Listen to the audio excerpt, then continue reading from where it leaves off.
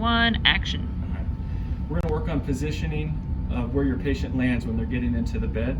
There's going to be a couple key tips to pay attention to here. We want to look at where the rail is at, and I'm going to show you the difference of when the rail is in the high position as compared to the second position down. So as you see your patient sitting here in the bed, if they were to lay themselves down from this position, go ahead. The head lands about a foot to 18 inches below the headboard, or maybe even less if they were to slide down the bed further. Go ahead and sit up for me, please. If you pull the lever and take it to the second position, and if you were to have your patient sit a little higher, so when we go to sit down from a standing position, if they get a little higher, as they lay down,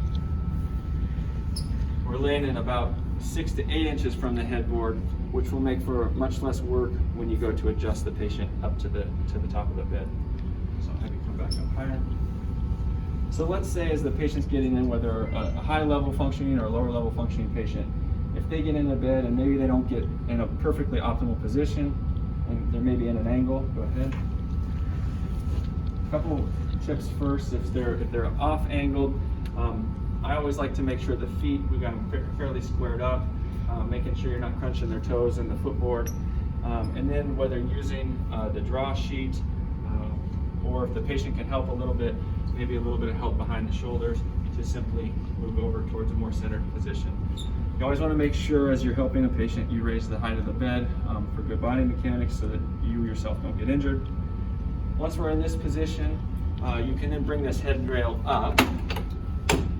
But I always like to have the patient help me as much as they can if they can get to the head of the bed. So there's two functions.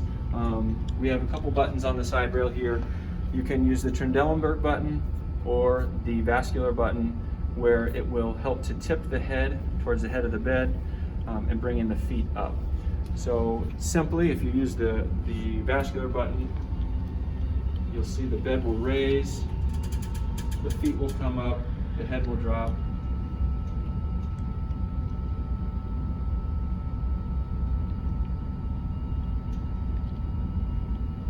From this position, you can ask the patient if they have shoulder range of motion and mobility to reach towards the head of the bed, or to even use these side rails if they can't reach the head.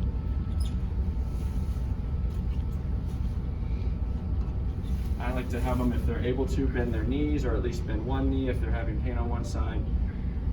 Lift their bottom and just simply pull towards the head, and looking for that more optimal position up towards the top. If they don't get all the way to the top, you can dump the head just a touch more and let gravity help. Again, using the draw sheet, or if the patient can help, pulling up towards the head.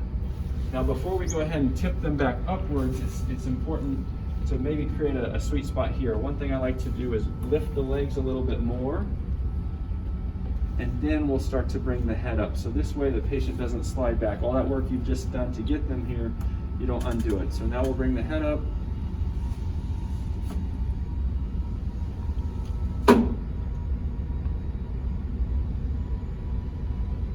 And then we can lower the bed to a safe position with the patient.